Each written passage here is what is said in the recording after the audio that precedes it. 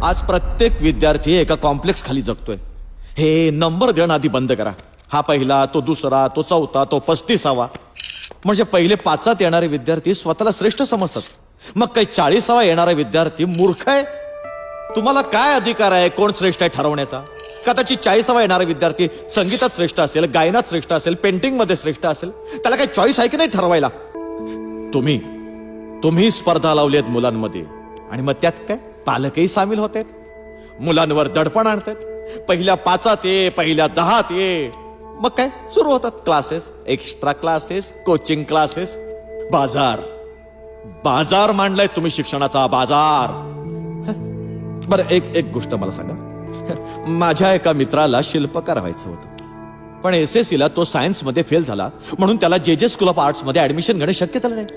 त्यानंतरची 3 वर्ष तो सायन्स मध्ये पास होण्याकरिता आटापिटा करत राहिला. मार्च ऑक्टोबर. युजलेस नाही का हे?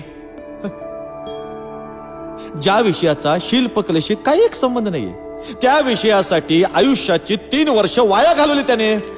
घालवली की नाही? माझ्या मित्राला नापास ठरवण्याचा हक्क कोणी दिलाय तुम्हाला? प्रत्येक विद्यार्थ्याला त्याला आयुष्यात काय व्हायचंय हे ठरवण्याचा हक्क नको?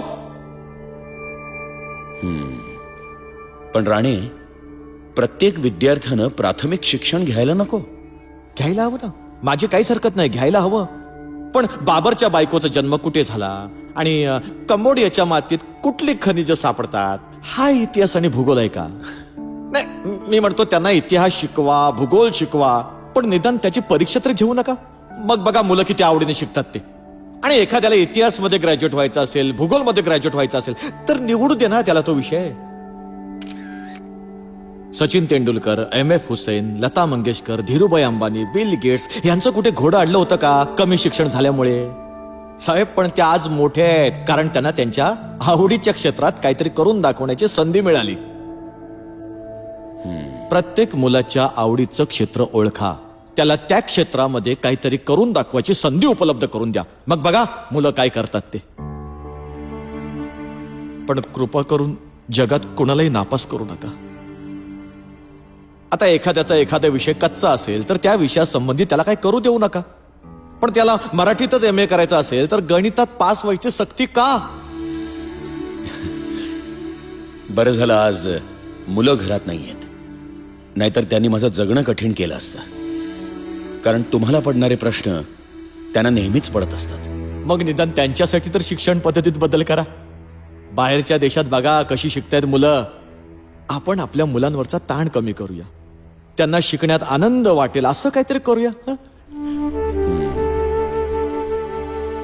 ठीक आहे राणे, मी तुम्हाला आश्वासन देतो, आपण ह्याच आठवड्यात पुन्हा भेटू, यावर काहीतरी तोडगा काढू. मी शिक्षण मंत्र्यांनाही बोलवून घेतो. नाही नको, मला तर त्यांनी वेडच ठरवलंय. नाही, he is a nice man. आपण बसून चर्चा करू, काहीतरी तोडगा नक्की काढू. तुमचा गैरसमज दूर होईल याची खात्री बाळगा. ठीक आहे. आणखीन मी काय करू शकतो तुमच्यासाठी? ते बाहेर चहाचं बोललात ते विसरलात तुम्ही.